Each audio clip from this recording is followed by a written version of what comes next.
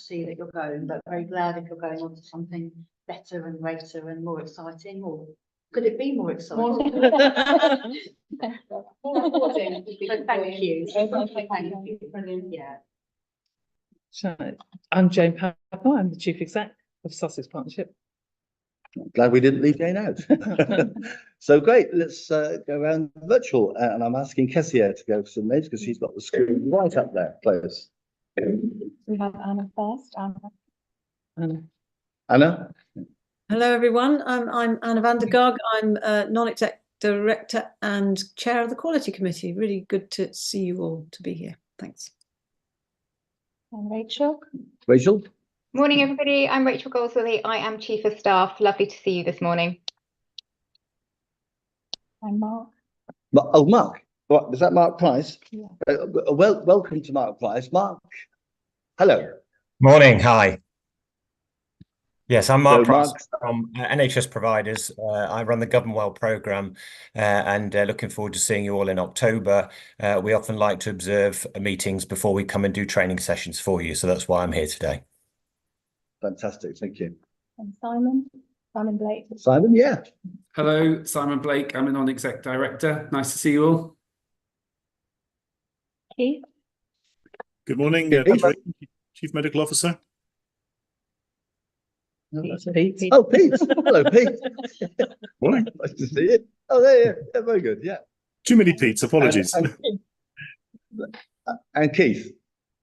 Hello, I'm not Peter. My name is I'm the lead governor. And it's good to see you all here today. Yeah. And Kevin. Oh, Kevin. Hi all, I'm also not Pete. I'm Kevin Crowley, non-executive director. And Kathy. And Kathy. Hello, I'm Kathy Winfield, new non-exec director. Nice to meet you all. Farai. Farai. Farai. Hi, I'm Farai. I'm the public governor for outside Sussex. Excellent. Jeremy. And Jeremy.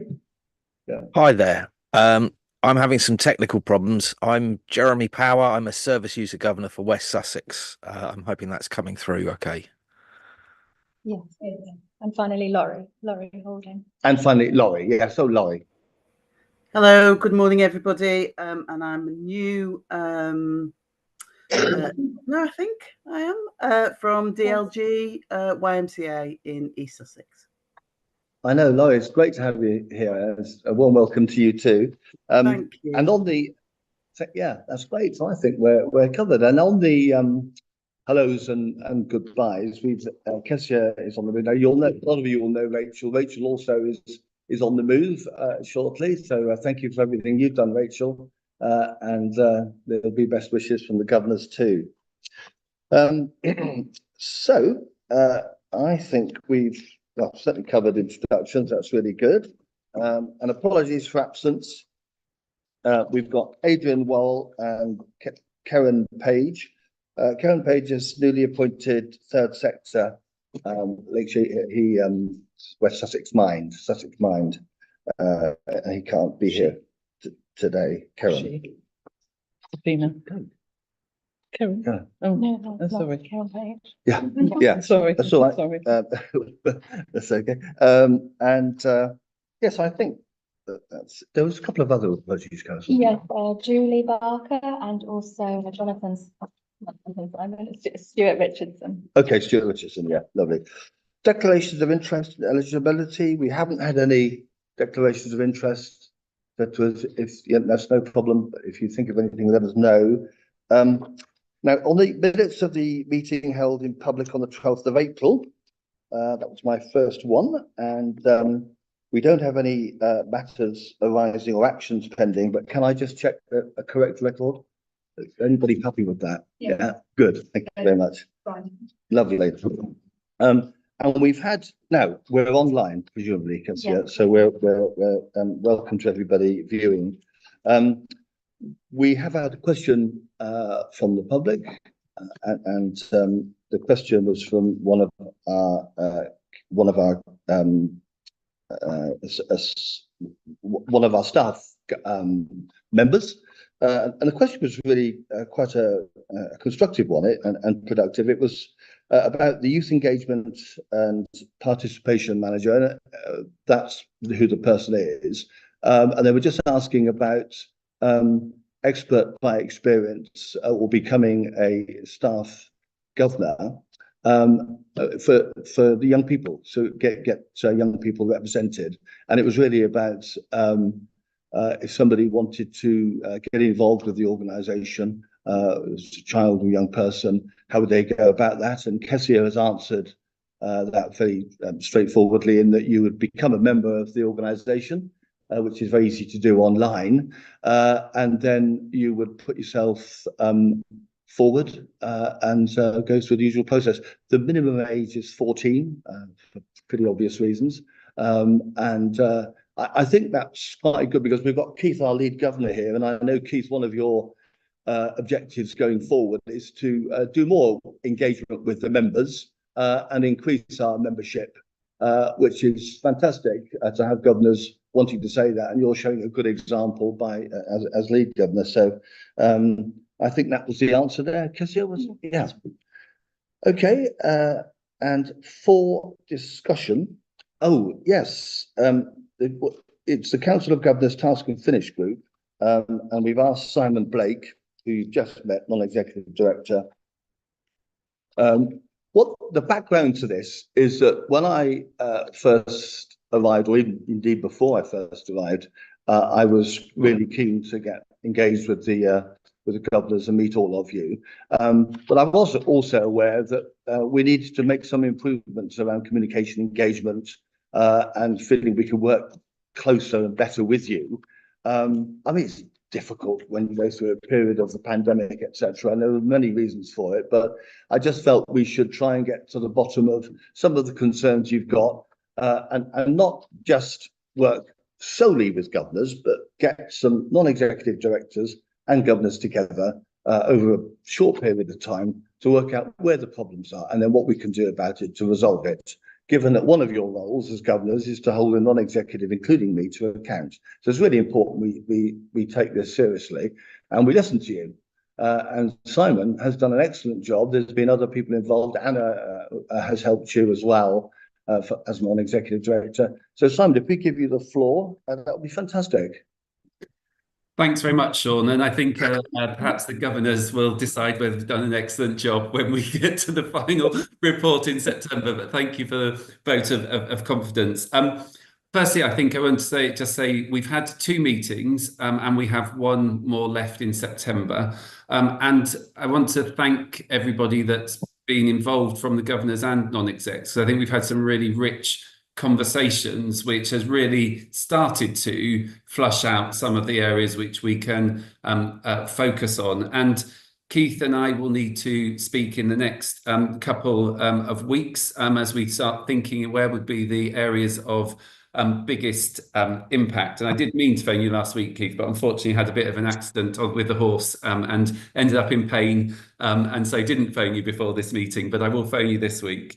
I think the key things which have come out are where I think we will make the biggest difference is by having real clarity about what the role does entail. I think there are lots of different views in the room, some of it based on what was originally envisaged for Foundation Trust, some of it based on what we've done historically within Sussex, and some based on some misinformation and misperception. So, for example, there was a conversation about the equivalence with governors within education. And obviously a governor within education is much more aligned to a non-exec role within the health service. So really getting some of that clarity, which I know Mark and the team will help us with when we do the training as well. So some really useful conversations around being really clear about what the role requires, and also recognising that maybe some people took on a role of governor thinking it required something different, and actually there might be some other roles where some of those things are needed and required, but we just need to be clear, what is the role of the governor within Sussex Partnership? There was then a second area, which was around representation. Who are we representing? Whose voices are we hearing when we're going into the various meetings? And how do we have a strategy to ensure that governors are able to represent their constituencies? And there's sort of just a side note to that, which is that there have been a number of vacancies for a while. So maybe also a bigger task, which is what do we actually, what does council look like in order to make sure that those vacancies are not meaning that some people are not being represented? But that's probably a second tranche of this work, which will need to happen.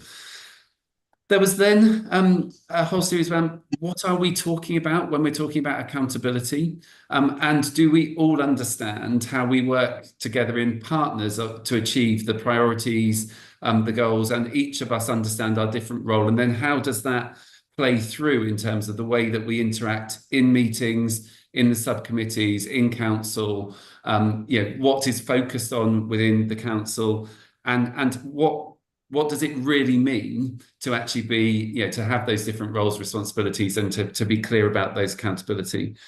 So I think that everything that really falls into those three areas, and our job now is to say, okay, how do we actually move from having identified those issues to operationalizing them and making them a reality in our governance framework? And that's the conversation which I think Keith and I will have in the next couple of weeks, and then we'll have a wider conversation with governors in the September meeting before having some short report, which will then need to be discussed, obviously, with governors, and then ultimately, Sean, come to you and to Jane and to have a conversation about that.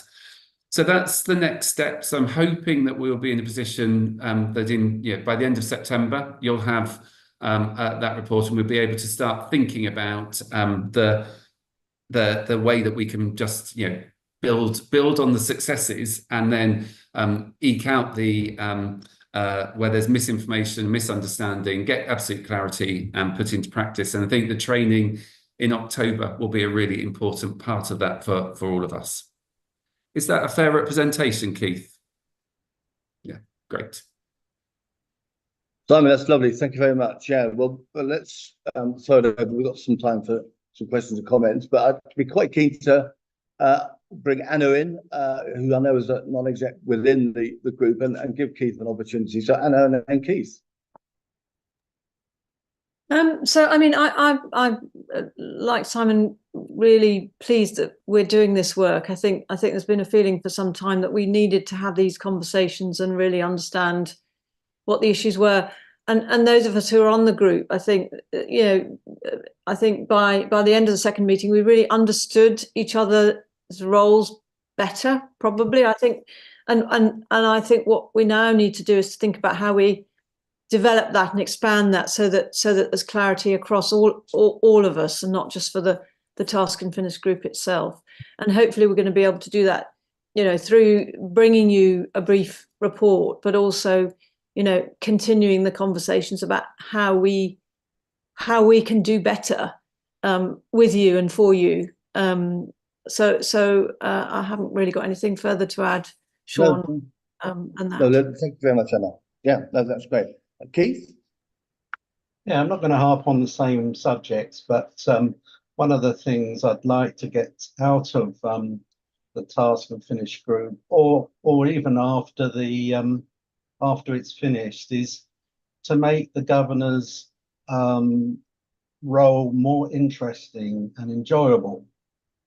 And I think I went to the governor's focus group or conference in last month, and I was very surprised at how governors get involved with membership and videos and all sorts of things, newsletters and coffee mornings. It would make our roles far more enjoyable. Good. It's good to hear these views. And in light of what I was saying earlier about, we don't often have these meetings where we've got so many governors and the executive team. Obviously, for me, as Chief Peoples, you wouldn't be involved in this process, but everybody involved in this organisation is of interest to you. I know you support the process. No, absolutely, completely support the process. A, because it helps us to ensure that you are, as governors, are in the right place to get the most benefit out of the relationship, but so we can also benefit from how we interact with you and how you interact with the net, so everything's all totted up accurately and properly. And I think one of the biggest things and one of the reasons why I'm very supportive of the process is through the training and the development work with Mark. And I am sure that there will be further actions coming out of that, and there will be supporting building any changes that come as a result of that into place. They'll then sort of set expectations all round, and hopefully we can then have a continuing mutually beneficial engagements and relationship coming out of it. Very good. Very happy to hear from any governors on it. And Dinesh, you have a wealth of clinical experience over the years. Thanks very much. I mean, first, having attended Council of Governors and various boards in various places, I'm incredibly impressed by the quality of governors in SPFT, the commitment and thoughtfulness. And I think I would like that minuted, because it is really important, because it's one of those situations where you get all the blame but don't get any credit. And the challenge, from what Simon and Anna have said, the challenge really is, how do we channel that? How do we channel that in improving patient care and ensuring that, you know, all of us would be happy to use SPFT services? And for me, that's the, you know, bottom line. So I just wanted to note my appreciation of the quality of governors in SPFT. So thank you all very much for all the things that you do. And no pressure for the new governors. Catherine was whooping and hollering at that. So. And as a carer governor, I see my role to sort of facilitate. So I am fortunate that I have lots of contacts with the local charities, especially youth, because I work in youth services in a council as well. So it's talking up, depending on which hat you're wearing, the other organisations, because I go on about silo working, so I try to model the anti-silo. You know, I have a wealth of information which I've shared at meetings around, you know, autistic, learning disabled, people with additional needs who are in our city, Brighton and Hove, who will be using our services when they're adults. And I've asked several times, how do we as an organisation use that data to plan to make sure we have sufficient services? But also it's using those networks you have, and it's going out and not being afraid to ask questions and say, I can represent, you can be anonymous, you know, or if you have any questions, and it just gets the juices flowing and people thinking, you know, and it's not about you've all done very well, it's about how can we continue to support and challenge. So. Yeah, thank you very much. That's really nice to hear that, and keep on sharing your views, your concerns. That's what you need to do. And what I see is the executive team, you know, sometimes you can't, you know, sometimes resolutions to intractable problems take some time, obviously, but they never shy away from it. They'll always listen to the concerns. Mark, yeah, it'd be good to have your early comments. Thank you, Chair. I just wanted to say to perhaps Simon and Keith, it might be helpful for us to have a chat during September ahead of the training session to make sure that your thinking aligns with what we're going to do on that day. I was thinking exactly the same thing. Yeah, that'd be very helpful. And Simon wants to respond to that. Yeah.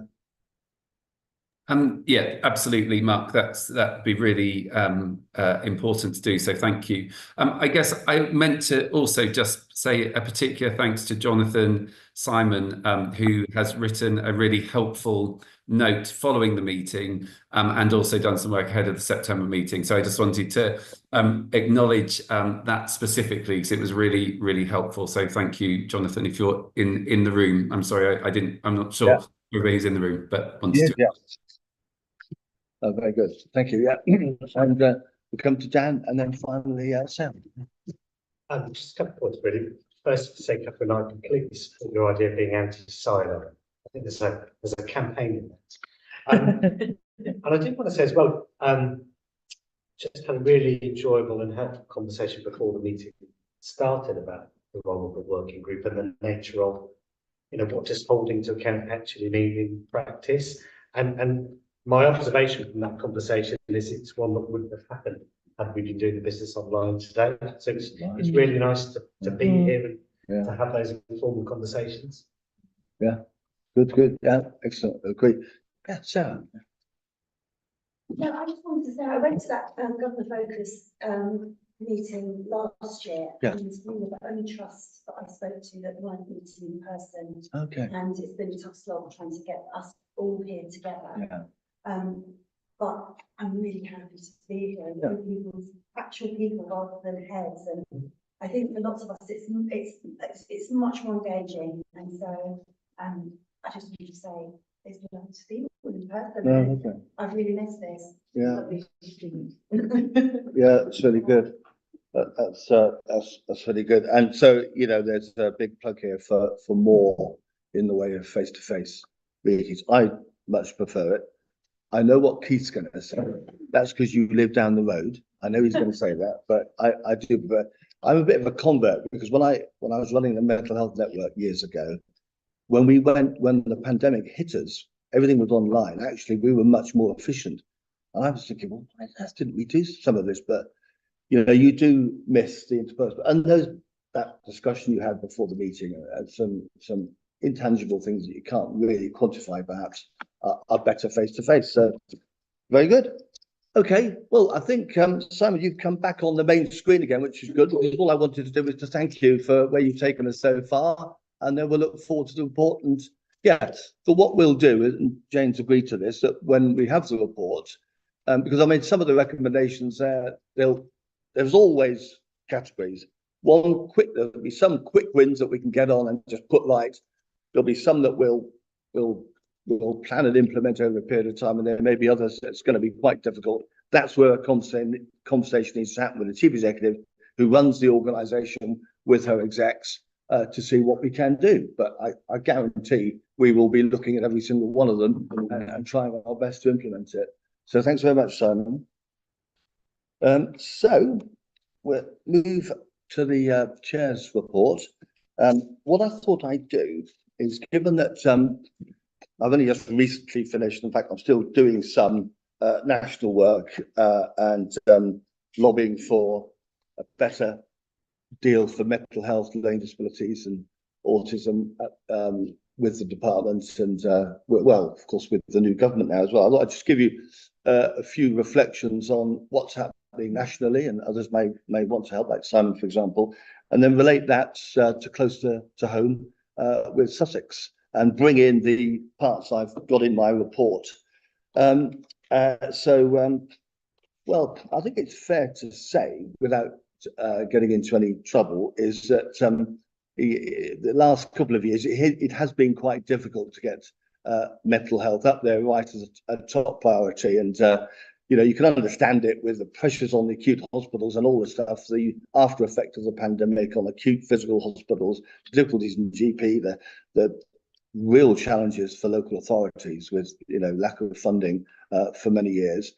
Mental health just not really got up there. But we with a new government, you always get an opportunity. And it appears that they are certainly talking about mental health. They have got some priorities around mental health, which includes children, young people, waiting times, better work on more focus around prevention, and to reform the Mental Health Act, which was delayed by the previous government. But all of them said, in their manifestos, we will bring back the reform of the mental health. And that's going to be quite important to us. More at a different meeting about the implications of the reform of the mental health, because it will have big implications for us. It's largely very positive. It really is about tackling the equalities, diversity, inclusion, people from black and minority ethnic communities being well represented by sectioning of the Mental Health Act. These sort of things that have been with us for many years, we need to sort out. and the current government are making their views known on it. And I think the other thing is, I put it as value for money, but I mean the pressures around the public purse. You know, I'm used to several years of managing the health service, you know, having conversations about, well, there's no more money, but there's something this time that is really means there's no more money. And I think one thing I'd say about this organisation is that we have strategic plans. We're working on our next 5-year strategy. We'll hear from Colin a little later about our plans. And we're doing, but we also have financial cost savings, like every other organisation across the country. I mentioned local authorities have probably had more of that than, you know, their fair share over the years. But we're doing that together. We're not doing them separately. We're sensibly looking at how we can transform our services for improving patients' care, at the same time making sure that we do play our part in the value for money, saving money. There's a big push on out of area placements. You all know what they are. You know, people that children, adults that sent across the country because there are no acute inpatient beds. I have to say, at the moment, we manage well out of area placements, but I say that because there's going to be a very big push nationally. So the executive team will always be looking at this as to how we can't slip back into increases in those out of area placements, because they're no good for anybody. And it means then that if you don't do that, you have to, you know, you have to provide your own local services. The Equalities, Diversity and Inclusion, I just wanted to say that there's a national programme called PCREF from the NHS England, which is about patient care, race, equality framework. It's worth mentioning to governors that you'll hear more about it. We all have to do it across the country.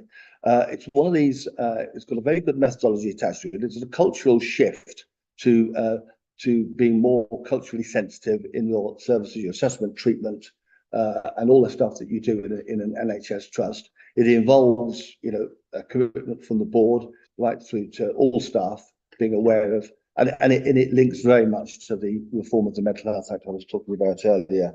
We'll be launching PCREF sometime soon within the organisation. We'll tell you more about it. But again, the organisation has taken this up and will work to do that. I always think people say to me, well, how are you working with the integrated care system and the regional office? And there's a big push on waiting lists.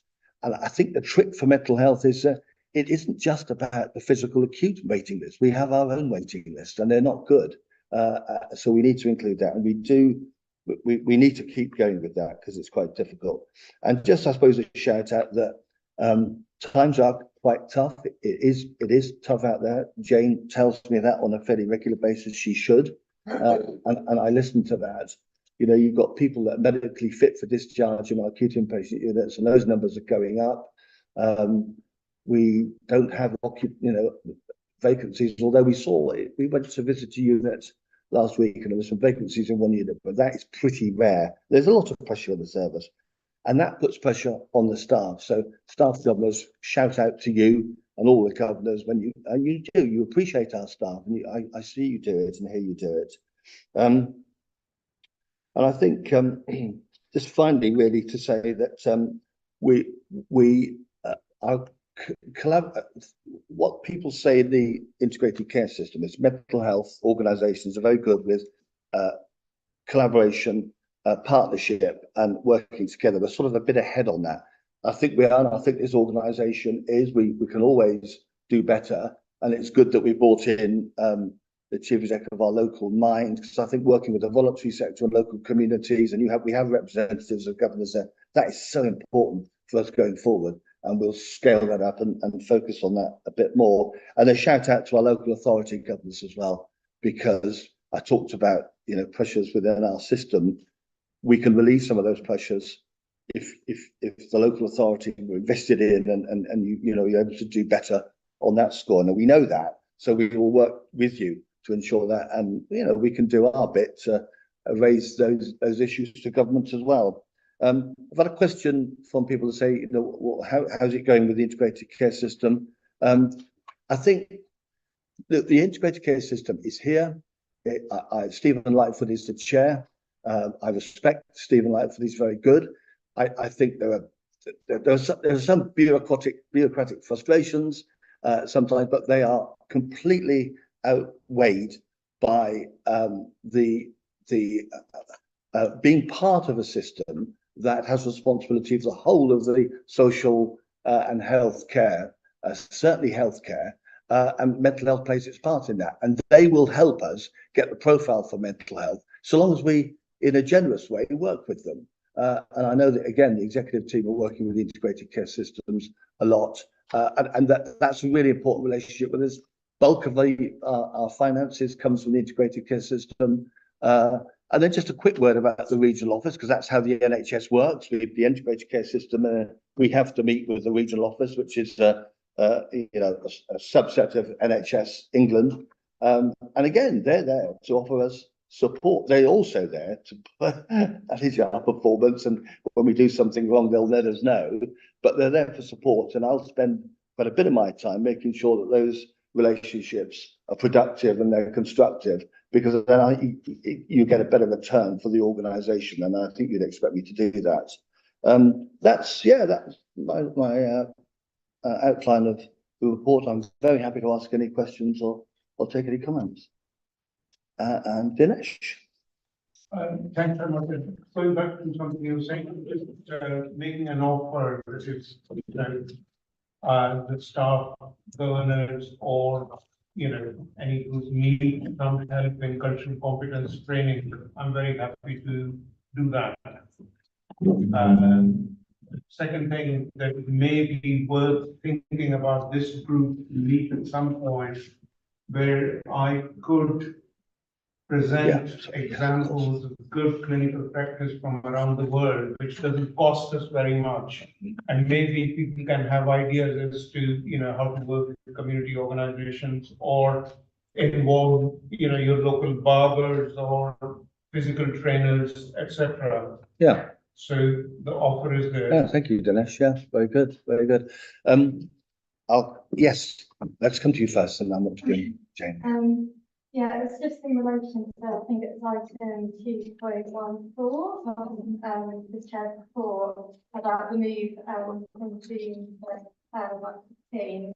And it was something I was going to bring up in any other business, but just in relation to the council, I guess my question is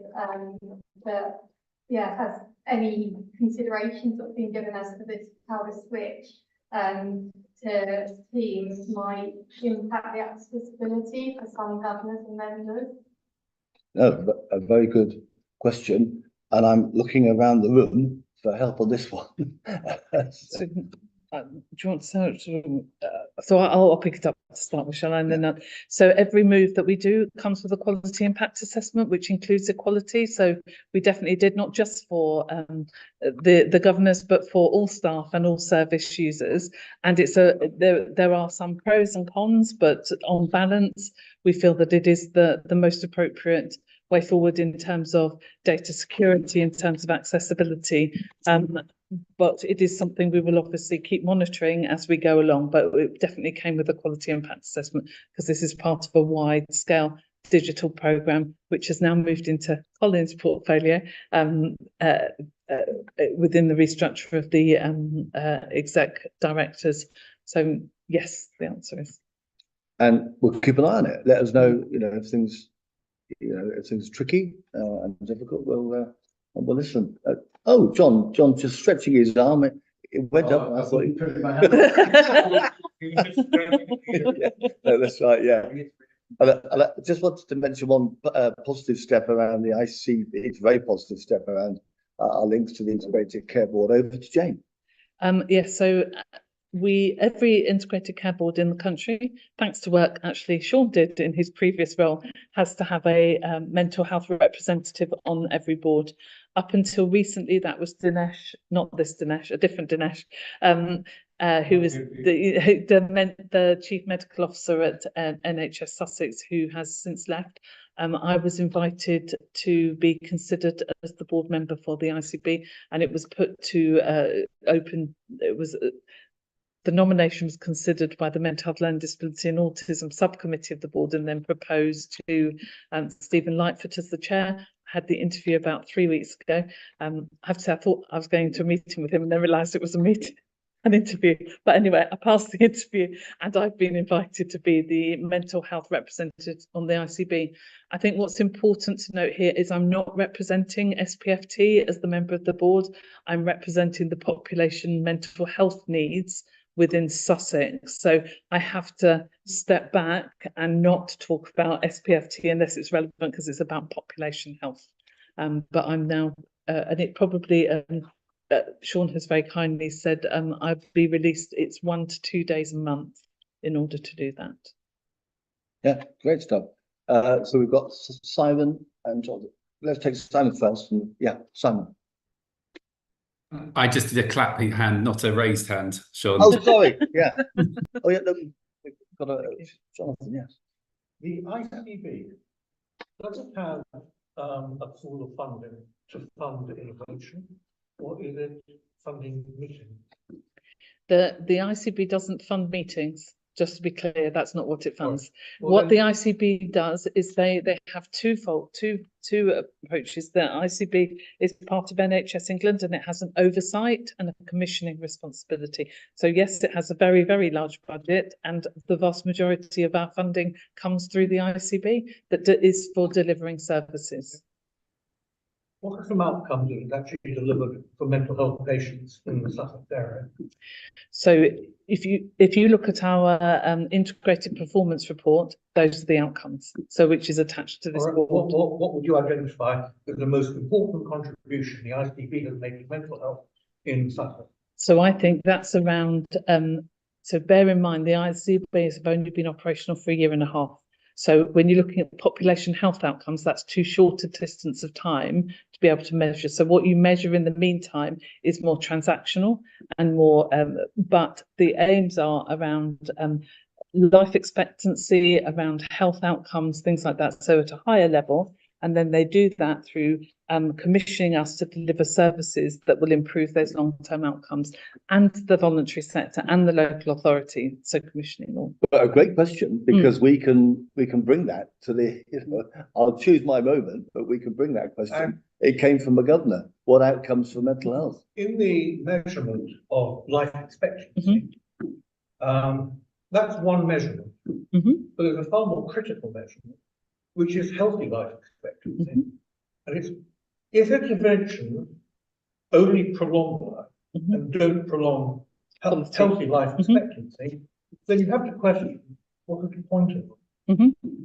Which are some of the outcomes? Which are some of the outcomes? And the last question, the question I've asked before, when the ICB starts looking at implementing new models of care, does it integrate the funding from the different silos, or does it allow the silos to remain present? Because this is really important when it comes to absolutely. If you let the funding silos remain, then the behaviour follows the silos. I agree. So there are 2 points here I'd say. One is the ICB as a board, the ICS is the delivery. So there is a difference, and we are responsible for this committee, this Council of Governors is responsible for the way the money that is delegated from us from the ICB is used.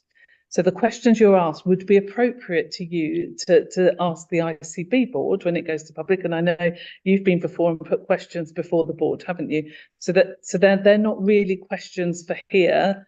When I say I'm a member of the board now, it has got to be independent of here. So I can't answer questions on the behalf of the board in this meeting because that wouldn't be appropriate. But I can answer the questions and about how we deliver those outcomes that are commissioned by us on behalf of the ICB. But the whole tenet of the Health and Care Act is precisely that, is they commission for population outcomes, not for silos. They committed to integrated working. And I'd say one of the things the ICS as a whole has really moved into the space of is thinking about our budget as a whole. So I know the budget of University Hospital Sussex, if I could just finish, the Sussex Community Trust, East Sussex Hospital Trust, all of those budgets, we're very transparent now on our budgets, and some some other partners within Sussex have not had as better financial input from the ICS as us because of the inequity of health outcomes. Yeah. And Jonathan, we need to move on, but we'll give you your last question. With just one addition to the integration and silos, I see the new committee in common. Yeah, the new committee in common is all about integration and giving your part of the organisation for the better of the whole system. But I'm thinking of the integrated community neighbourhood teams. Oh yes. That's an example for me where I see all organisations having to put into that and not work in silos. So we'll see the benefit of that. But your last question. The last question. And the ICB considered the devolution of budgets to patients. So there's patient commissioning and patient budget holding. So again, I would say that's probably not a question for this meeting because we're not the ICB, we're part of the ICS. The ICB is a separate statutory body who has its own board and has its own representatives. You are able to put questions before that board in public. So I'd suggest that those questions, I wouldn't want to answer the question on behalf of another board, despite being. Answer whether you've heard that that's ever been mentioned. Well, the closest we've got, I think, is the provider collaboratives. Yeah. Whereby the provider collaboratives and whereby we lead provider collaboratives, whereby money is given, the finance is given to us. And I know the way we do it in mental health is we have service users involved in those provider collaboratives arrangements. But so yeah. Thank you. Well, let's take. Were you first, Catherine? Yeah. Mel, go on. Yeah, so no, it's just on that point, and I shared with you, Sean, there's been a report by both the ombudsmans, the social care and health ombudsman, saying that we need people, not structures. Councils and NHS need to work more closely to improve local care. So I'm delighted that Jane has been approved as a board member, and it's basically saying that the integrated care systems are not doing enough to put on for people. They support at the heart of what they do. There's been too much focus on that sort of paperwork and not on the people. So I think it's a great opportunity, and they do some case studies. So if you want to look up that focus report, it's quite interesting reading for all board members and governors, and hopefully a springboard for moving forwards. And I think different areas will be in different stages of their development as well. Thank you. Mel. Just in my declaration of interest, which you might have read, I'm now a voluntary worker for the ICB. And I can completely reiterate what Jane's saying. And the ICF and the ICB are actually talking together. They're not making assumptions and saying, yes, but what you must do is. Things are being fully considered, and of great note, each trust is actually coming forth with the same ideas.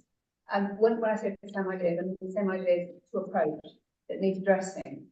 And it's not assuming that their niche is the greatest. It is the concept of having to see things that work together. For example, it's very, very strongly acknowledged that physical health and mental health really must learn to work together to full assets. So it's not one doesn't take precedence over the other.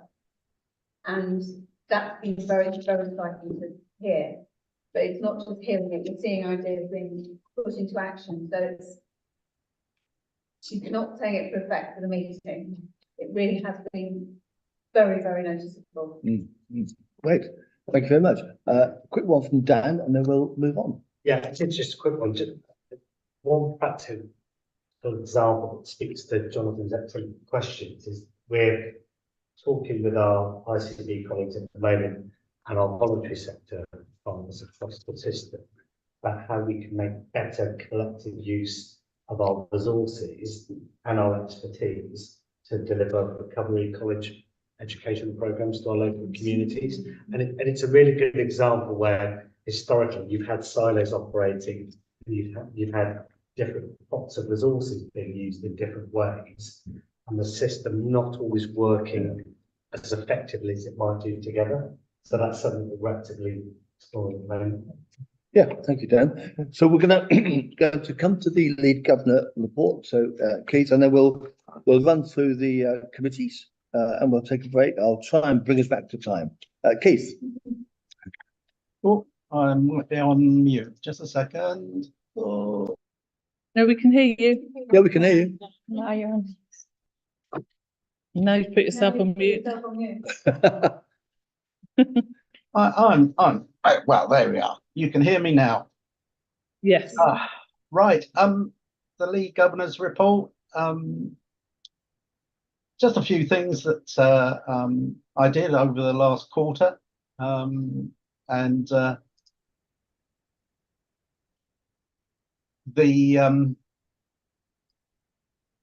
It's been mentioned, the Task and Finish group is ongoing at the moment, and I'm waiting for Simon to let me know what's going on, so we can finalise our last meeting. It's important also throughout this quarter, the Rises Governor Advisory Group. It might be a good idea, and I'm sure that Kessia has already approached, but any new governors that may want to get involved with the building of the Coombe Valley Hospital in Bexhill that may have an interest can join that group. Just let Kessia know, because we are short of people in it, and it would be a good committee to be on. It's very interesting. I'm on it as well, so think about that one. I attended the Governor's Focus Conference, which I found very interesting, and I will be talking to Sean about some of the things that came out of that day, which may help focus governors in a more enjoyable way. That's all I've got to really say. I take it as read, and I will answer any questions that you may have. Thanks, Keith. Yeah. Any? Yes, Jane. I just put a plea for the Coombe Valley build. This is an over £80 million building, new hospital. It's probably a once in a lifetime opportunity to get involved right at the front end of making the wards really service user accessible and thinking about how we can involve the local community. So I just want to endorse what's being said. If you want to be involved, this is a really exciting project. So I'm involved, Jane, and my focus at the moment is mud and building. My focus is environment.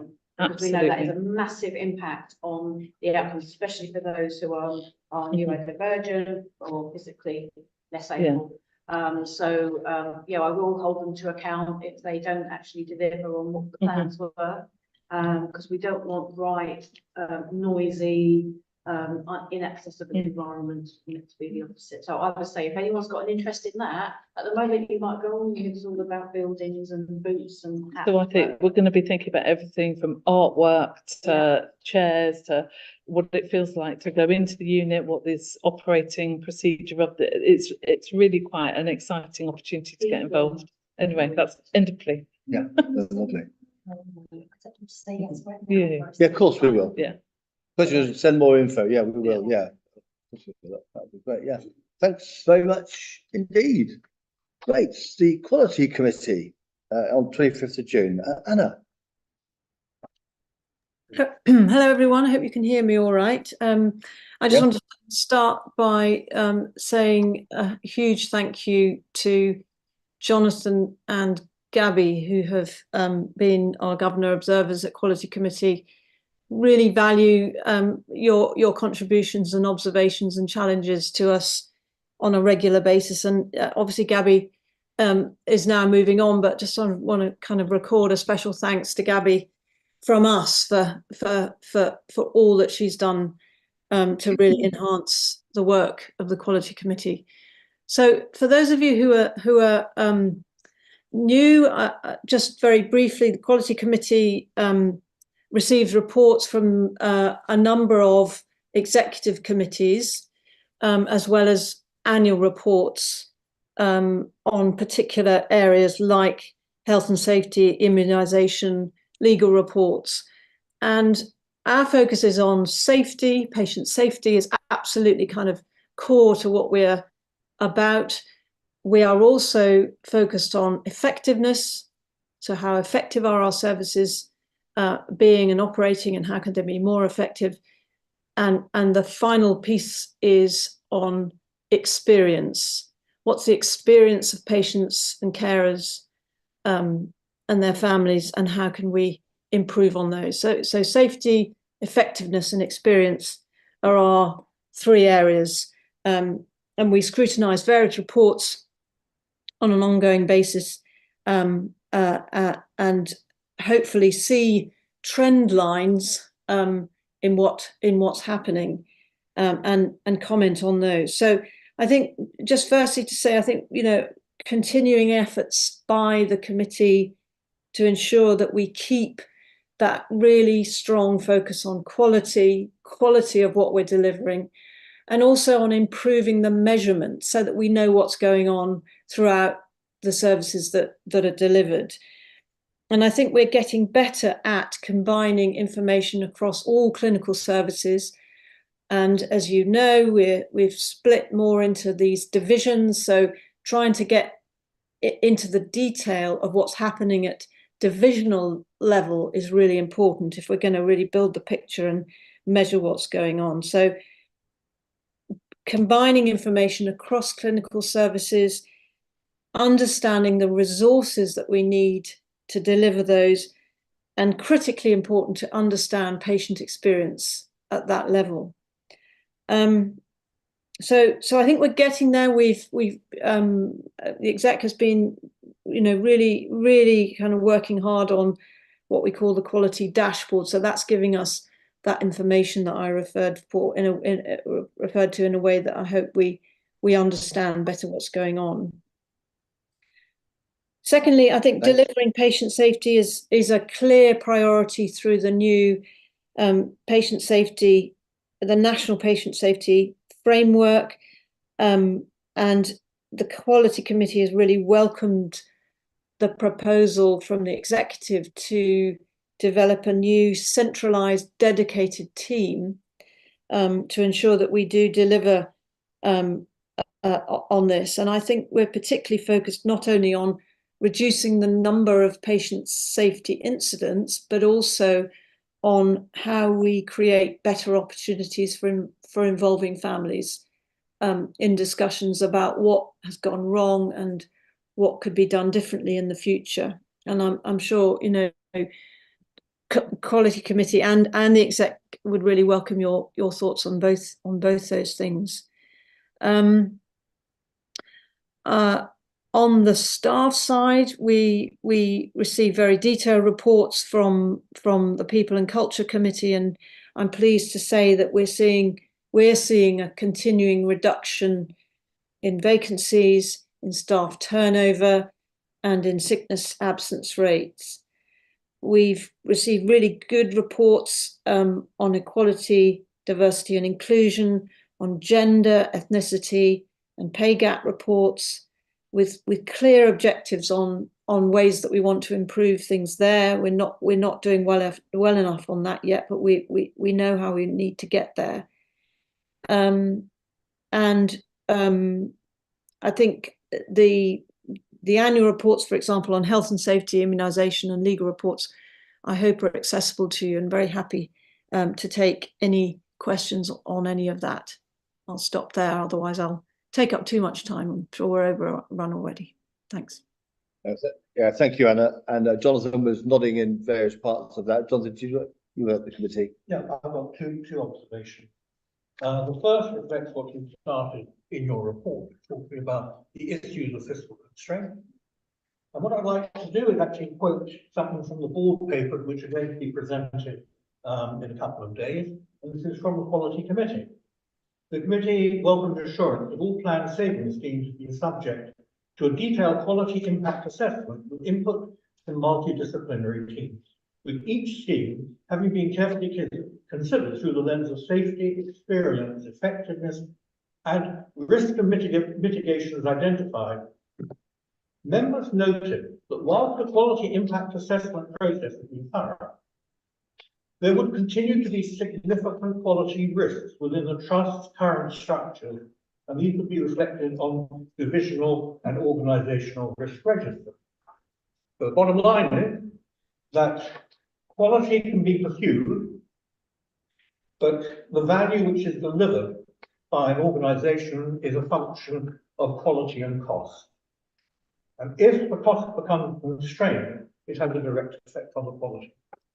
And this is something, fortunately, that the Quality Committee has been developing metrics that should be able to detect if quality is compromised. Which comes up to the next thing. The Quality Committee has looks at three sets of information. There's quality and performance, people and culture, and there are financial reports. These used to be brought forward in our paper as governors. They are no longer brought forward. And even in the Quality Committee, some of the important metrics have been removed and are present only in the board papers. However, fortunately, Tessia produced a link to the board papers, and these are accessible. But I would commend the government, if you want to understand how the organisation is performing, you have to read the quality report in the board papers, because the basic metrics are there, and they are outstanding, and they are being developed. And I really commend the quality and performance metrics and the people and culture metrics. And I think it's a great shame that the governors are not privy to these, and they are not included in our paper. If we are to hold people to account, surely we have to understand something about the measurement of performance. John, that's really well explained, Jonathan. I'm pleased that you drew attention to the Quality Committee data analysis and risk assessments and the metrics for quality and financial cost savings, and that's absolutely right. In terms of the administration issue of what's available to governors or not what's available to governors, if anybody's got a quick answer to that, if not, we'll find out and report back. No, that's absolutely fine. Thank you. Sean, can I just yes. So I mean, I think Jonathan's point, obviously we've discussed this at Quality Committee, the issue about how much information comes to Quality Committee versus board and what's accessible. And it is a really big challenge, I think, for organisations like ours to know, what the focus should be. I mean, my only just very brief comment is to say that if anybody is interested, we would be more than happy for more engagement, people to come and observe on a one-off or to meet with any of us to talk about this further, because obviously those of us who are non-execs have got the privilege of sitting on board as well as the committee. So we do have access to all of that information. We do triangulate, we do join things up. But I can very well see why, the point that Jonathan's making about, not having access. And I think we would all want, that to be transparent, to make information accessible, and to have conversations about the relationship between cost and resources, and the delivery of services. Yeah, well put, Anna. Thank you. Please, yes. Okay. Yeah, it was just in relation to the, I think it was under the integrated quality and performance report, regarding the use of rapid tranquilization and physical restraint in instance of self-harm, and that it was found, that the highest use was for non-aggressive ligatures and head banging. And I just wondered whether in sort of addressing this issue, I note that it said that it's a small patient cohort that this particular risk seems to relate to, whether the role of autism or neurodivergence has been considered in terms of the training, because it wasn't obvious from the report. Maybe Tim. Tim, yeah, please, yeah. Yes, that is considered. We are looking at the presentation of that small patients that have far more instances in terms of data. So we are focusing our improvements in the training of staff on how we can work more closely with these patients. That we're able to look at our PA techniques as well. This is something that has a theme that's come out of the data, which we've seen that in terms of headbanging. Now, obviously, improve patients' physical in terms of headbanging behaviours. Yeah, that's good. Thank you, Tim. Kevin, you did have your hand up. Or was it, maybe it was a wave? Kevin? Kevin. I think No, it's gone now. Yeah. Catherine? Yeah, just around the patient safety team, thanks for the report, Anna, and I think I will reiterate again, it's all good and well saying we will involve families and patients. It's involving the right families, and that might be the Trixie families or the rude families or those that are at the end of their tether, same with patients. So it's not just about those of us that like to turn up and look nice and be engaged. It's about really, really engaging and then listening, because it's no good ticking the box. And I know that meetings are converted in many cases, but in my experience of co-production, sometimes it's the same old, and we know they're going to say what we want to hear, and then we can say we've done our collaboration. So, and it also goes back to the last excellent point around, yes, it's a small cohort, that cohort most likely to die. Yeah, thank you, Catherine. Oh yeah, one last, yeah. Another one, around the People and Culture Committee, that there was an issue with supervision and appraisal and compliance. And I just wondered whether the impact of the switch to the new staff appraisal system has been taken into account, because I know sort of we've been fighting it for a lot of issues.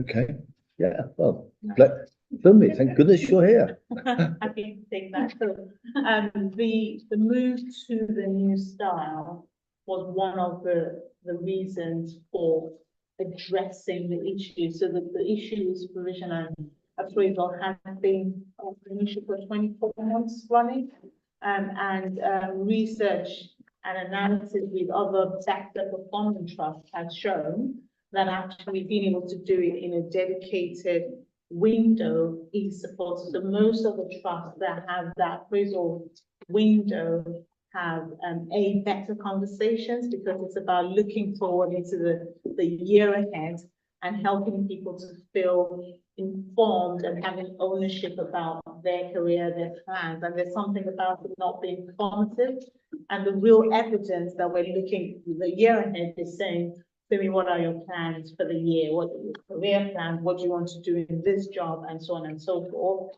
And then ensuring that it's a useful, not tick boxy exercise. So we do recognize that change is always difficult, but actually all of the evidence show that moving to this style will improve our performance, but also support us to do it in a way that has been quite tick boxy.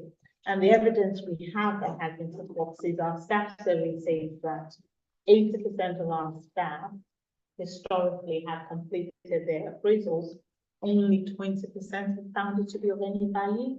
So that again shows that what we've done hasn't worked.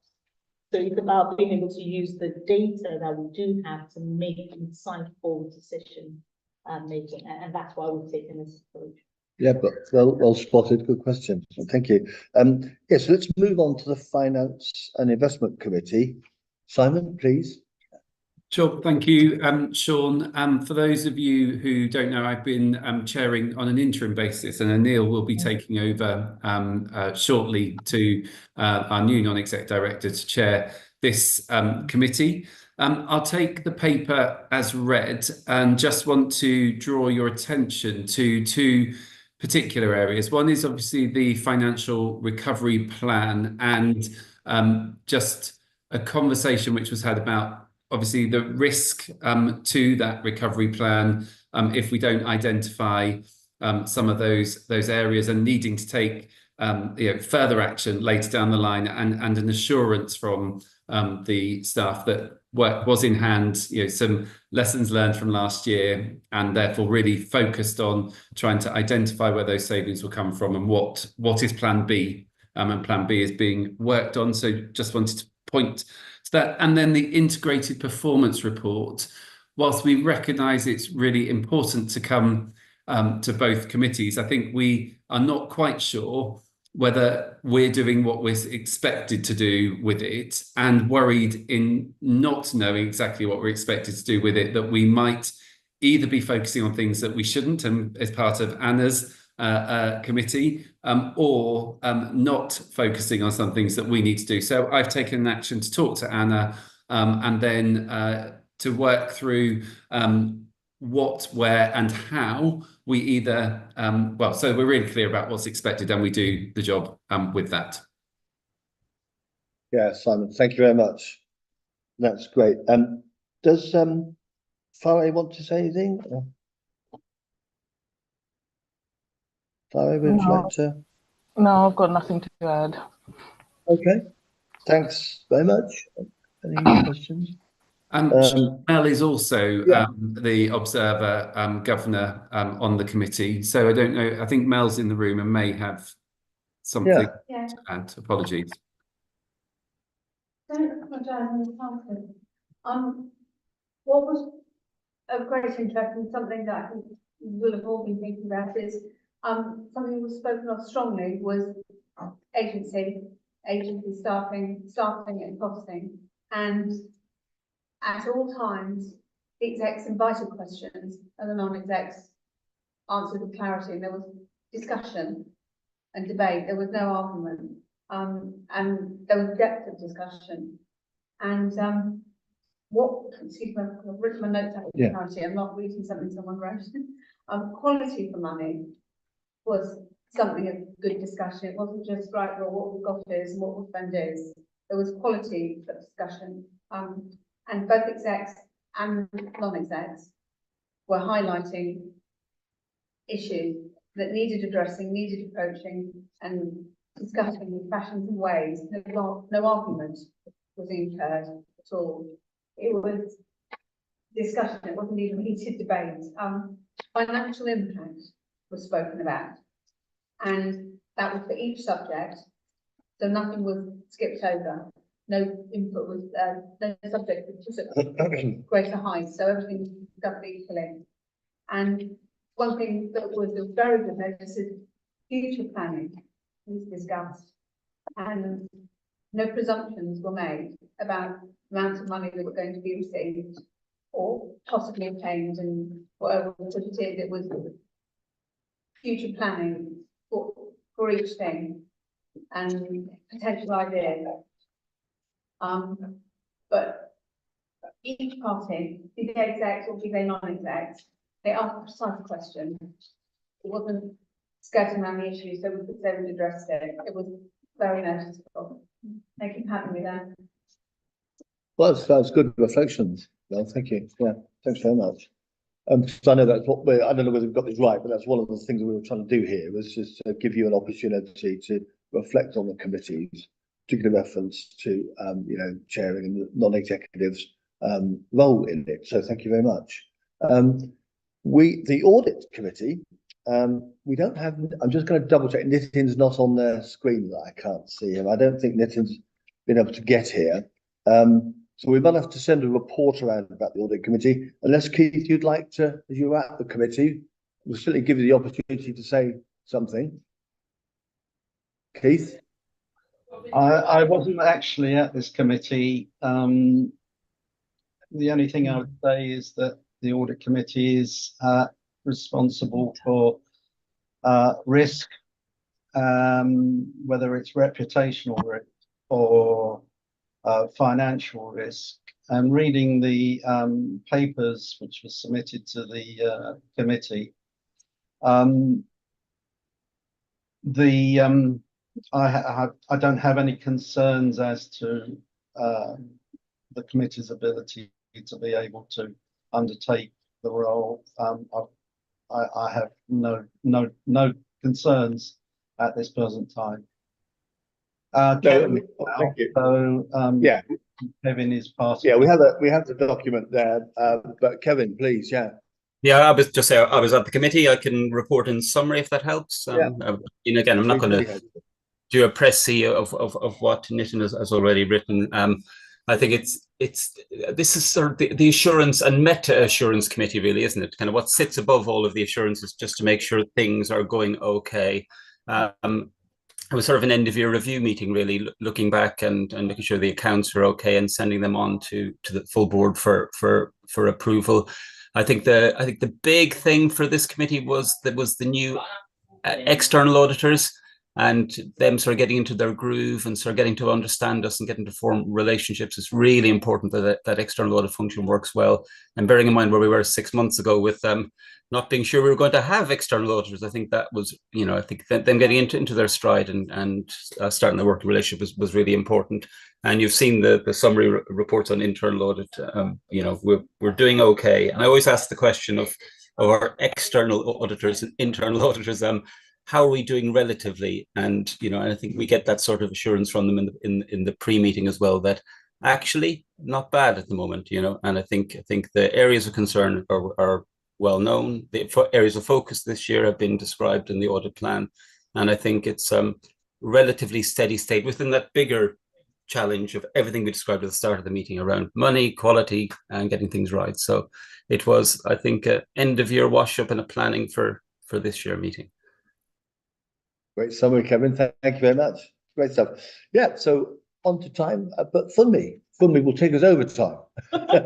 Apologies, Chair. It was just as we've come through the cycle of the five meetings that's a Ned led, I thought it might be helpful to offer a suggestion that the content or a review of the approach to meetings is considered as part of the task and finish group as well. Just taking on board some of the points that Jonathan made as well in terms of the breadth of approach, information shared, access, and I think that could be a really good way so we have that picked up in a very clear, here are all the that will be exceptionally discussed at those votes. Like attending them. Yeah, that's Funmi, thank you very much. I think Simon's going to say he's ahead of the game, but go on, Simon. Just to say that is one of the things which we've talked about. What information is provided? How is it provided? How do people, governors, engage at subcommittees? And we've learned from how it's done at Quality Committee, and we'll take some across to Finance and Investment. So absolutely, we'll do that as part of this report. Thanks for me. Lovely, thank you very much. We'll take a break now and we'll be back at 25 to 11:35. Thank you very much. Thank you, sir.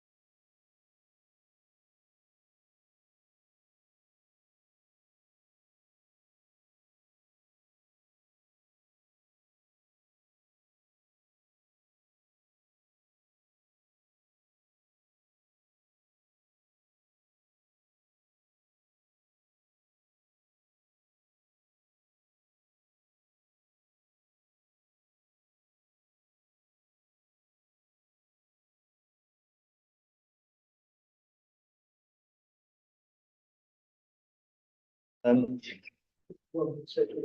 wonder what rock stars have been here that we share these premises, you know, over the years, because and yeah, so welcome back. I think this is going to be a great part of the meeting. Consultation on the annual plan. Yeah, Jane, you're going to introduce, and Colin will ask you to sort of take us through it. If we get time, one of the things that the governors have said a few times is how we're managing complaints, and let's keep a handle on that. If we get time, we can get an update from you, Dan, about the complaints management within the organisation. But Jane. Thank you. So this is I always think the annual planning cycle is quite a good way to pause and think about what's gone on before and what we want to do over the next year that will help with our short, medium and long-term goals. So it's not just about what we'll do to achieve in year, but what building blocks we will put in place for the coming years. And this year's annual plan is very much in line with the strategy that we currently have for 2020 to 2025. But you'll all be aware that we're doing the current consultation on our strategy for 25 to 2030 that Colin is leading. And you'll hear about that at a later date when at the appropriate times. But this annual plan is about the delivery of this strategy and what our projected activities, goals and resources are for the coming year. And the way we do that here is thinking about our breakthrough objectives in line with our trust vision and our mission. So I'm going to hand over to Colin, who is going to take you through that. And then I think Sean's going to facilitate sort of any questions that we might have. If he facilitates it, then I'm free to answer the questions, if that's all right. Yeah. Thank you. We did talk about it before. Yeah, so I guess the kind of context of this is a slightly odd one in the sense of the annual operating plan was developed to deliver the last year of our current strategy, whilst also huge amounts of organisation focus. And thank you to everyone who's been participating has gone into developing our new strategy for 25 to 2030, of which the first data is coming to come aboard later this week.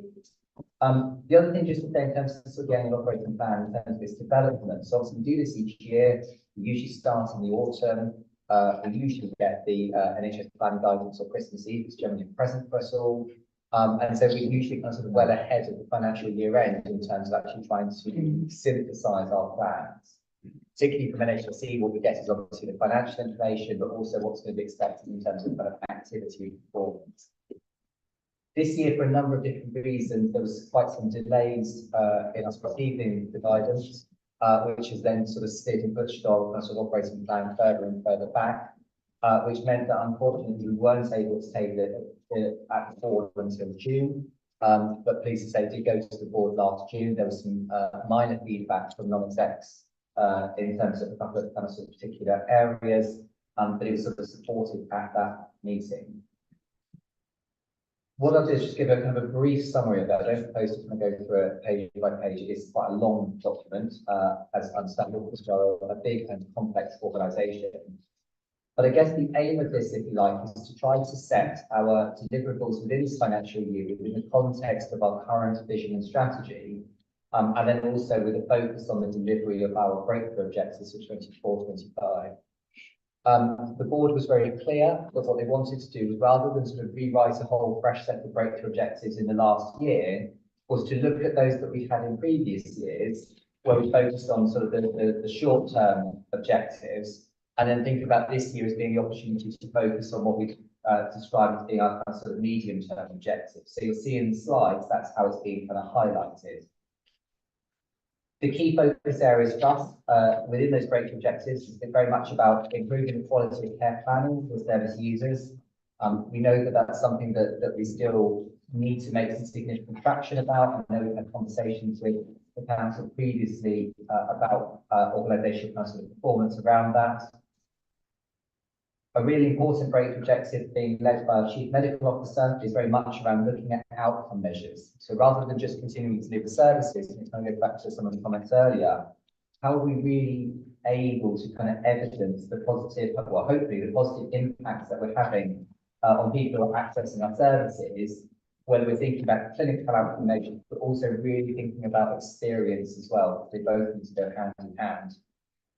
And then the third great objective, very much continuing our focus around partnership working, and actually really thinking about stepping up our relational work with, particularly with the voluntary sector, for whom I think we've really strengthened our relationship and our kind of cross-sector working, so that we are routinely considering how we work with partners in terms of kind of co-design and more importantly, kind of co-delivery of services too.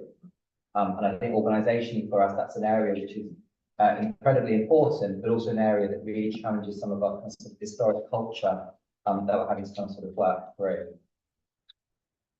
The other thing, just with the breakthrough objectives previously, some of the criticism of them has been around some measurability. So we've tried to be a little bit clearer in terms of describing sort of the problem statement, the vision, a description of some of the actions, and then try to kind of give numbers where possible in terms of sort of the targets. So there's a level of measurability of achievement rather than just them being set as aspirations. The annual operating plan then goes on and starts to then break it down within sort of different areas of the organisation. So importantly, you'll see the quality priorities in there, which have been signed off through quality committee. There are also the sort of the finance plans, the people plan, and the activity and performance plan. So the usual kind of contributors you would expect to see. But what we're trying to do is think about how do we start trying to look at them kind of across rather than just in individual silos. It goes back to, apologies, someone's earlier comments about value being not just about quality, but quality within a financial and a sustainable kind of sort of position as well. And then I guess the other two bits just to kind of add, in the autumn of last year, organisation moved into having a divisional structure. So we went and had 3 place-based divisions, Brighton and Hove, East Sussex, West Sussex, and a specialist division that covers CAMS, forensic services, and learning disabilities. And what we really wanted to do is make sure that within the operating plan that this wasn't just something that sort of was devised by and sat at the board level, but was something that really kind of sort of translated into our new operational sort of divisions as well. So we started to see that, and hopefully over the coming years we'll see that strengthen and improve. The last area just to draw attention to is obviously as an organisation we are a key provider of services within Sussex, but we are also a key commissioner of services, specialist inpatient beds across a number of different geographic footprints. So we do not provide a collaborative, we obviously can include services on behalf of ourselves, Sussex, Kent, Hampshire and Surrey. And so making sure that we've got some really kind of clear aspirations in terms of how we continue to drive improvement through that kind of commissioning route, which is often about trying to join up specialist provision with kind of sort of community provision itself. So I think that kind of gives a sort of a brief sort of summary in terms of sort of the report. What we will do from Q2 onwards is then bring a report formally back through to the board, which would be a kind of an aggregated report that looks at the totality of the operating plan. But obviously there are individual areas within the operating plan that will then feed through local kind of government. So things like the people plan will obviously be overseen through the People and Culture Committee, quality priorities, the policy committee. So in theory, it should all join up, but we'll then take on a quarterly basis an overview of the whole of the kind of sort of the plan and our delivery against it.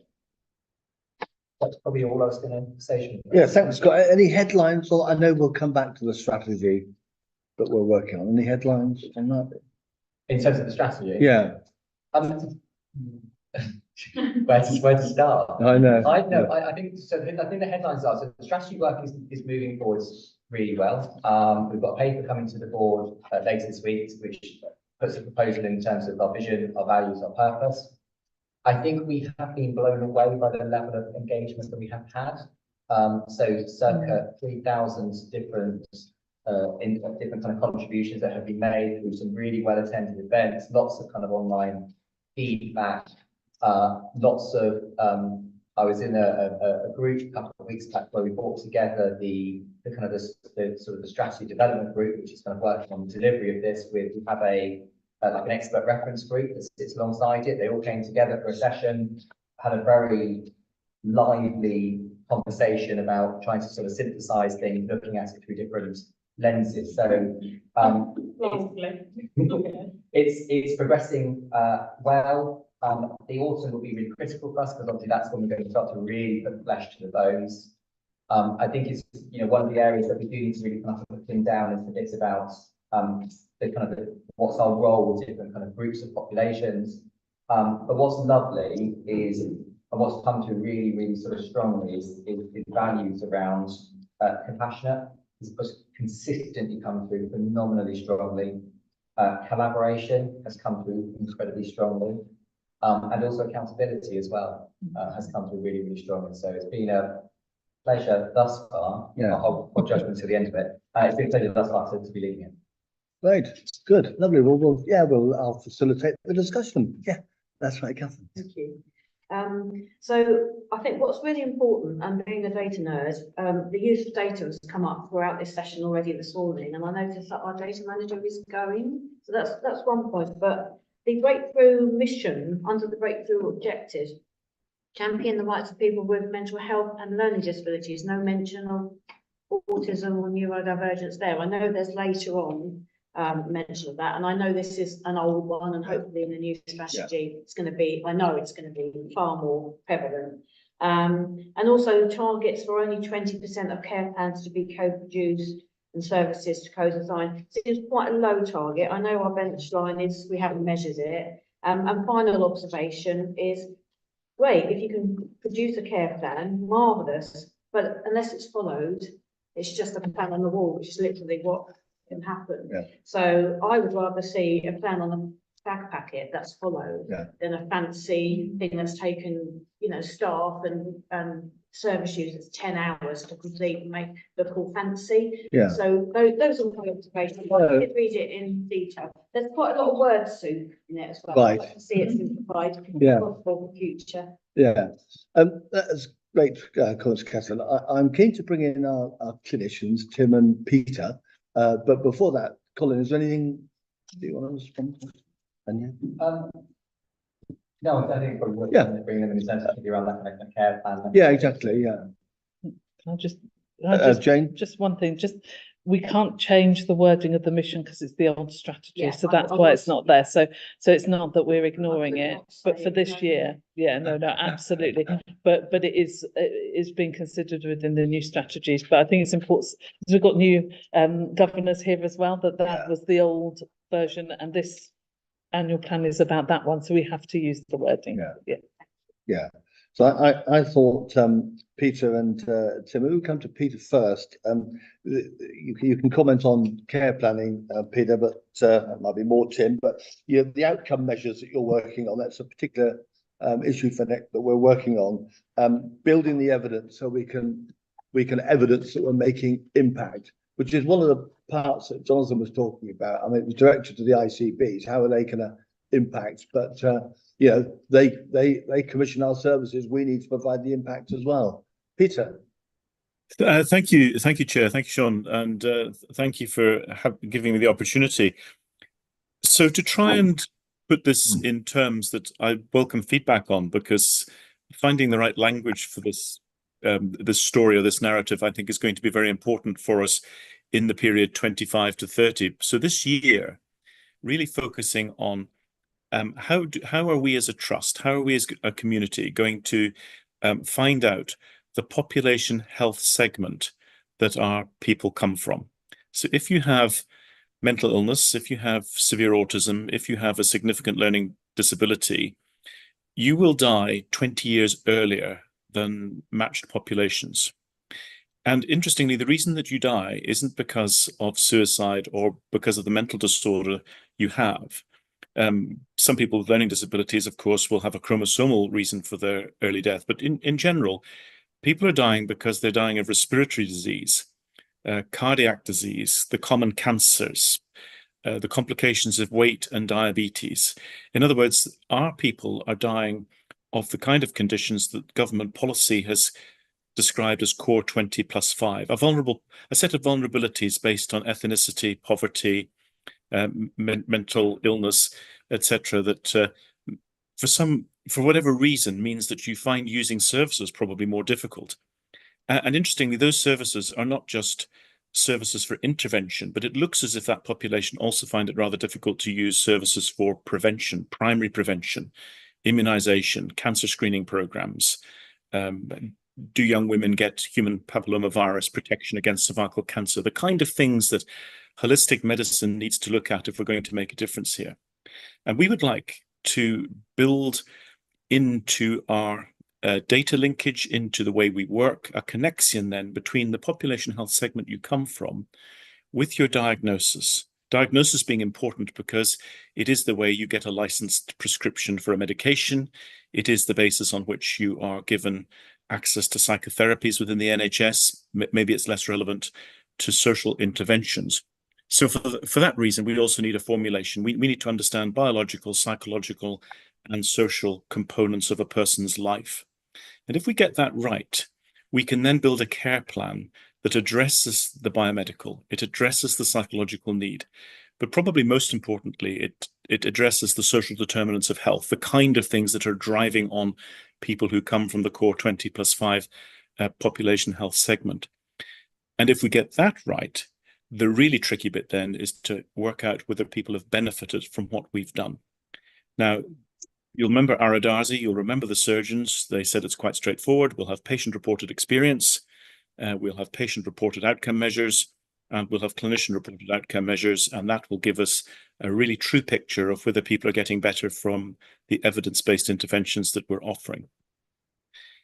In mental health, learning disability, and autism, it's a bit more tricky than that, because determining what is somebody's recovery is personal. So we're quite easily moving forward thinking about how we as clinicians might rate recovery, or the measures that we might choose as the end point of this brief narrative. But we're going to need to work very closely with our community of interest, the people who use services, to find out what are meaningful measures for them, both in terms of experience and in terms of their expectations of their outcomes. And I really want to just hold the clinical narrative on this, if I can, for the organisation for this year, so that when we get into the 25 to 30 strategy, this runs through the whole thing like rock. We will know your population risk, we'll know the social determinants of your health, we'll be able to make a good diagnosis, a good formulation, set a care plan that addresses your needs, provide the resources to do that, and then demonstrate outcome. And of course, as you know, we're moving ahead to have a different electronic patient record with potentially System 1 coming to us. It just helps us link data and link information across not only SPFT services, but services before us and services after us. I hope that helps, Chair. I just think it's helped articulate the vision. Yeah, Peter, no, that's great. There's a couple of just quick questions. Sorry, just come back at you on that. What's severe autism? I didn't think there was such a thing as severe autism. Well, I think the most important thing is that some people are more severely impaired by their autism than others. So it's a spectrum of conditions, isn't it? I think it's quite concerning we have a CME that doesn't understand autism. However, I find that slightly difficult. I find that slightly difficult that you said that. So maybe we can have a conversation offline. I do understand autism, and I understand. It's not for me to discuss that with you offline. There is no such thing as severe autism. And also the biggest killer. I think excuse me, just to clarify, severely. It's not physical. Peter, sorry, it's not. It isn't so easy on. It isn't so easy to hear on the. Yeah, Peter. Catherine will finish, but I know you want to differentiate between severe autism or being severely affected by, and I think it might be appropriate offline. But Catherine, just finish. Yeah. So the biggest killer of autistic people who don't have an associated learning disability is not physical health; it's suicide and self-harm by far. So I think there's been some misinformation or some mixed up information there. And I think there's been a conflation between learning disability, learning difficulty and autism. And I think it's really important that we as a trust understand that, especially with our strategy going forward. I wasn't the only person that was quite shocked. No, that's okay. Well, Peter, we'll come back to you. Let's take Jonathan and then we'll come back to you, Peter. Peter, I'd like to congratulate you on your approach to outcomes and understanding the important factoring in of the social determinants of health. Have you considered using as a model adverse childhood events? That may be the best way to look at primary prevention. There are 10 measures, and the degree of damage which is done to the individual is directly dose related. The higher your score out of 10, the more likely you are to suffer addiction, to end up in prison, and to end up with respiratory problems, and to die 20 years earlier. To actually reverse that, you have to identify the children under 8 and put in multiple interventions within the whole family to change the trajectory of their life. And using adverse childhood events, if you're serious about changing some of these outcomes for people in their life, then adverse childhood events is probably one of the most powerful ways of identifying the people in the family who are going to gain the greatest advantage from the investment in the intervention. That's great. I'm going to let Peter respond, and then Jane, and then Kathy. Yes, thank you. So the conversation around ACE, or adverse childhood events, is a very relevant one. I was discussing that with Sarah Jonas and Michael Hobkirk. Michael Hobkirk is our Director of Medical Education. Sarah Jonas is the Divisional Clinical Director for Specialist Services. They're both child and adolescent mental health consultants. And we were wondering how we could then get the data linkage correct so that we would have all of that captured, because quite a bit of that data and information is held by local authority partners. So we're beginning to find the narrative that, as I presented it, incredibly useful for generating the right kind of conversations around where the data for these things might already exist and how we can use our digital team and the digital transformation work that we're kicking off to really make the connections without necessarily needing to reinvent the wheel. And they both felt that ACE would be incredibly relevant for that age group of people who are using our services. So thank you for that. So just coming back to the provocation around my description of severe autism, if I may, the issue is we have got a fairly good national focus on suicide prevention, and we understand the risks of suicide in people on the autistic spectrum. What isn't quite so obvious, though, through the mental health, learning disability, and autism grouping, if you like, are some of the differences that are material for people on the autistic spectrum. So from people across the spectrum, some of whom are functioning incredibly well, others are not, and others have the autism in the context of learning difficulties or learning disabilities. Really, what I'm trying to do is make sure that we just don't become singularly focused on suicide prevention, because suicide prevention is not the biggest explanation for the 20-year mortality gap. It's a very small explanation, given that there are only 7,000 suicides in a national population of 70 million people annually. The fact that it disproportionately affects people with autism is understood, and that will be part of the suicide prevention work that we're doing, and we'll hold it within that work stream, if you like. So in addition to landing the outcomes work, we're working with a similar group of people, but wholly focused on what is the suicide prevention strategy for 25 to 30 going to need to look like? How best do we understand that? And that's the work of this year, to make sure that that piece, particularly around the differences, if you like, in the populations that we serve, are properly understood and properly articulated. So forgive me for imprecise language which caused the question, but two streams of work: the health inequalities piece to outcomes, one piece; suicide prevention, a separate piece. I hope that helps. It does. Thank you, Peter. We'll come to Kathy, but Jane. Okay, couple of things. One, you've just covered something of what I was saying. Suicide prevention is one of our #1 priorities, and it will continue to be one of our #1 priorities. So regardless of all of this conversation, I'm determined that we are going to proactively seek 0 suicides, whether we ever achieve 0 suicides, but that is our goal. So without unequivocally, suicide has got to be a focus.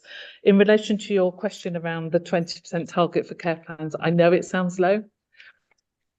That isn't 20% of care plans not done. That's 20% of care plans being co-produced. And that's the difference. And I think if you're meaningfully doing shared decision making about care and treatment and co-producing care plans, from my experience, that takes additional training, and it takes quite a careful piece of work if you're doing it in a true way, not a way that just is a quick conversation in a ward. But if you're doing true co-production of shared decision making and care plans, that is a cultural shift for the organisation. So it's not only 20% of people will have a care plan, it's 20% will have a co-produced care plan, which would mean meaningful outcomes for that person, that they have determined what are the things that they want to achieve and what are their recovery goals, rather than just about a reduction in symptoms or whatever. So I think it's a slightly nuanced, but I think when we come to the descriptions of how we measure impact and how we measure whether it is a co-produced care plan, that's where we'll get into a bit more of that detail. We'll have physical. Yeah, absolutely. The whole lot. Need to be facilitated. So if people have hospital appointments, and they're in a mental health hospital, that needs to be facilitated, that they can go and get their hearts. Absolutely. And again, that's something that doesn't always work. No, absolutely. That's great. Thank you very much for that. These discussions are really important. I mean, it's what, it's the core of what we do, isn't it? So Kathy. Yes, I just really wanted to re-endorse the approach that Peter was describing in terms of taking a sort of systematic population health approach. And I'm an absolute passionate believer in this, and it being the bedrock for health and social care systems. And I think there's, just referring back to the earlier discussion, a huge opportunity now as an ICS to have that integrated data set across acute, ambulance and critically primary care, so that we can really do some case finding and use that data to identify people who are at risk or have needs or a rising risk, and start to proactively intervene and get further up the prevention agenda and further upstream in our intervention with people and improve health outcomes in the way that Peter was describing. And I'd really like to see that punch through a bit more in terms of the operating plan, our annual plan and our strategic plan, really, because I think it's a sort of fundamental, and it's the thing on which the rest of the plan should sit.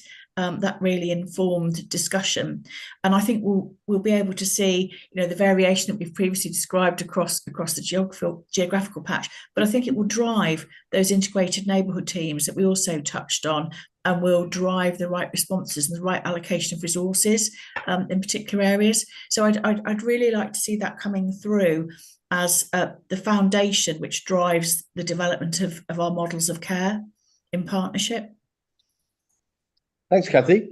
Just for those who new, Kathy's one of our newest non-executive directors. That was great. So we've got Dan, and then I'll come to Peter. Thank you, Chair. I thought your point on the care plans was really well made, Catherine, about how you have an ambitious target that delivers a meaningful impact for people. And I think you could draw the same parallel with complaints that we talked about at the last meeting. So to my mind, there's no value in getting a complaint response into somebody on time if it's defensive, if it's jargon heavy, if it's unclear about the action that you're taking in response to the feedback. And so that, again, that goes back to our previous discussion. That's the focus within the experience element of the plan in relation to complaints.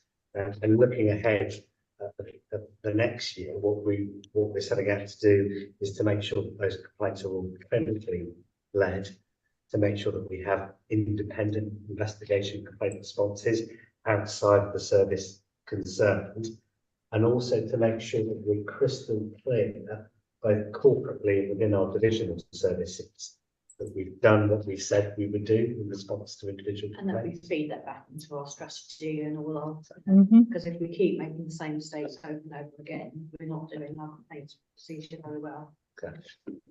We may well come back to complaint, but thank you, Dan. Peter, and then Tim. Thanks, Chair. Just a very brief mention then on care plans. So if we look at the outcomes work, we mentioned care plans.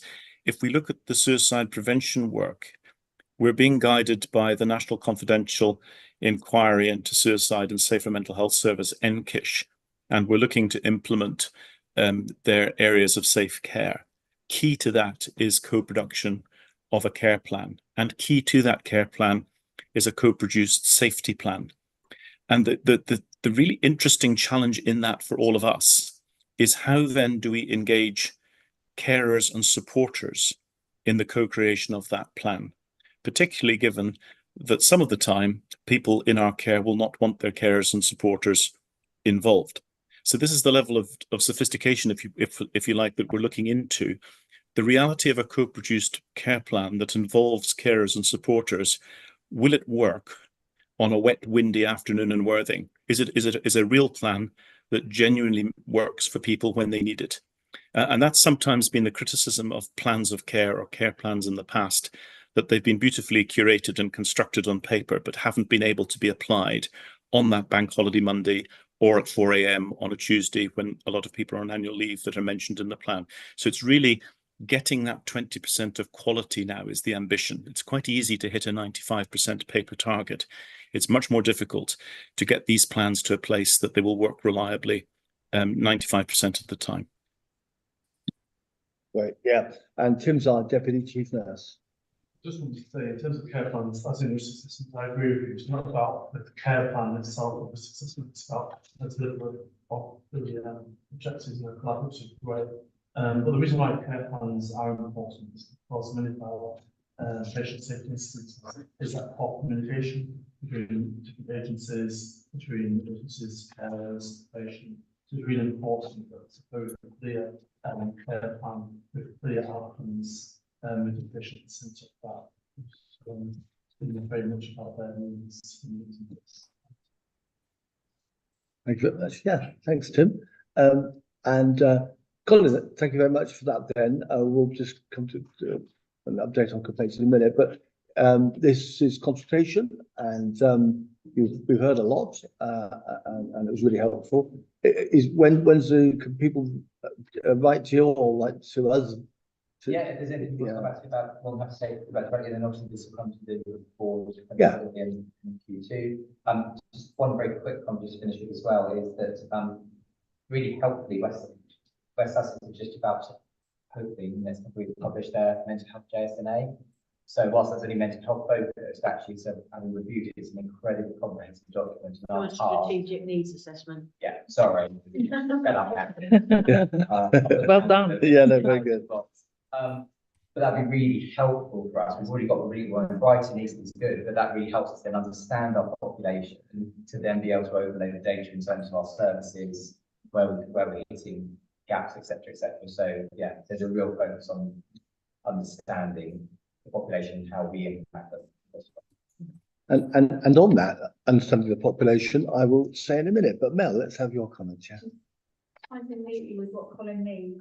Go to the participation team. They've been working very strongly on this. They've been talking about care plans and that what you need and want is exactly what they can provide it.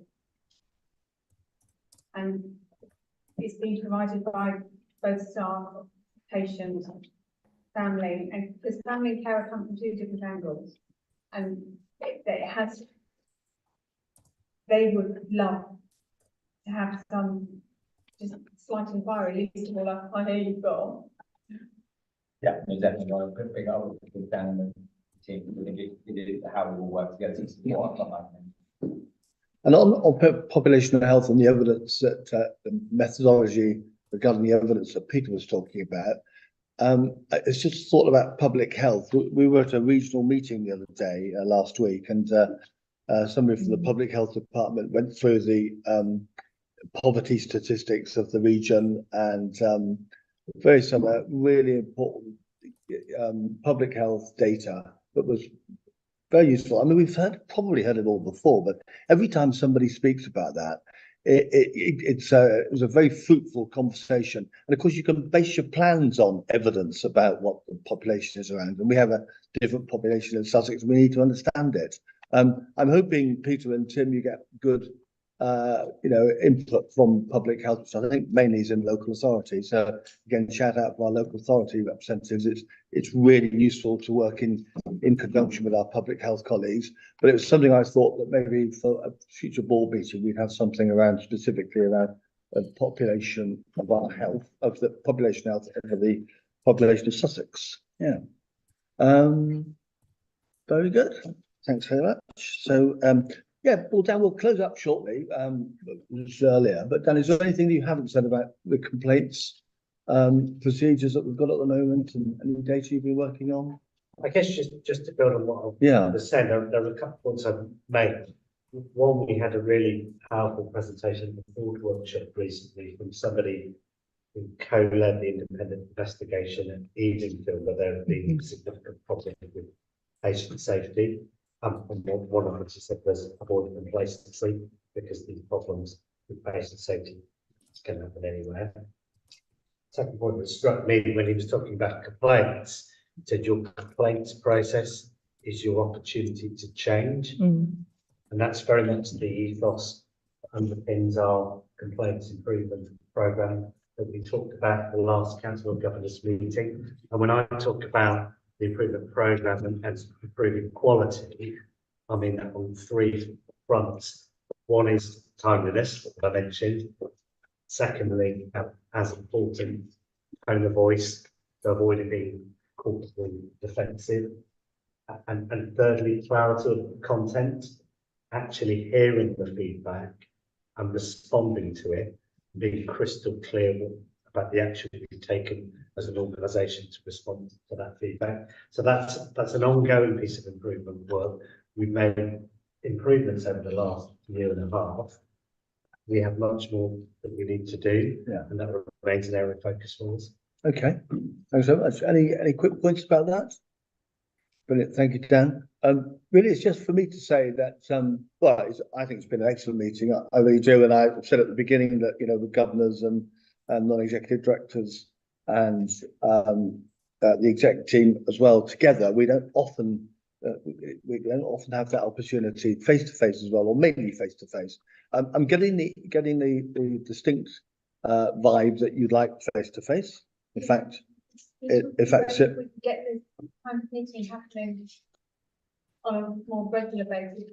One of the main questions that I've had governors ask me since I've been governor, and the question I ask is, how do I get this information to the director?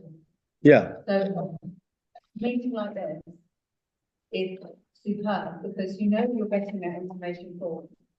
Yeah. And it's a great importance, and it saves an awful lot of emails for council. Well, I might have slightly overwhelmed with email, but this kind of information we're getting forward is because there are things that you want to get to directors that are very positive, and no, you don't need to make any changes at all. Yeah. It's working so well. Yeah. Well, that's very interesting, and yeah, that's a good point. Actually, we're doing a lot of changes, and we do respond to circumstances, but there are certain things we do very well. Keep doing it, and that we need to hear that. Well, what we need to do is make a change for ourselves, not about everybody else, but for ourselves, so that we can get this done. But one of the ideas I've had for a further meeting, I think, Jane, your experience was that. We could have a meeting like this in a cabaret style, round tables where we could have a governor and an exec and a non-exec together, or a mixture of, because I suppose it builds on what you said earlier about a conversation during coffee and things is really important. So we'll look to do what we can to face, and I know some of you've got transport difficulties, etc., but see if we can overcome those. Very grateful for your time, all of you. Thank you very much. Jane, have I forgotten anything? Don't think so. No. Thank you. Thank you. I'll let you go. So thank you for your time. Thank you. Bye-bye.